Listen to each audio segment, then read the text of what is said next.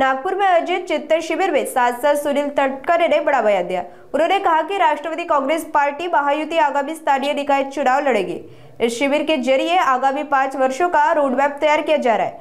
छगन भुजबल पर प्रतिक्रिया देते हुए आगे कहा कि वे वरिष्ठ नेता है और ओबीसी आंदोलन से शुरू से जुड़े हैं। राष्ट्रवादी काँग्रेस पक्ष उद्याच्या भवितव्याच्या कालावधीमध्ये आगामी येणाऱ्या स्थानिक स्वराज्य संस्थांच्या निवडणुका पक्ष संघटन मजबूत करणं वेगवेगळ्या विषयावरती पक्षाची भूमिका स्पष्ट करत असताना त्याबद्दल पक्षातल्या प्रमुख पदाधिकाऱ्यांचं नेमकं मत काय हे जाणून घेणं असा आम्ही रोडमॅप पुढच्या 5 वर्षाचा या चिंतन शिबिराच्या माध्यमातून तयार करणार। या बाबतीत काय वाटतं? मी ते होल्डिंग पाहिलेलं नाही आणि ते होल्डिंग कुणी लावले याची मला माहिती नाही।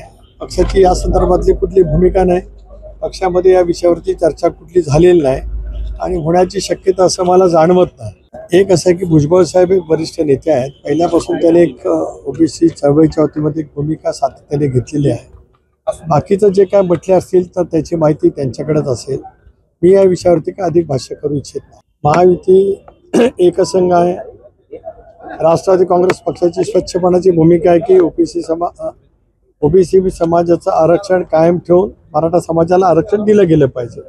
आता निघालेले GR त्याचा नेमका काय परिणाम होतो आहे याच्या संदर्भातलं विचारमंथन सुरू आहे आणि पक्षामध्ये या विषयावरती वरिष्ठ नेते परस्परांशी बोलतात।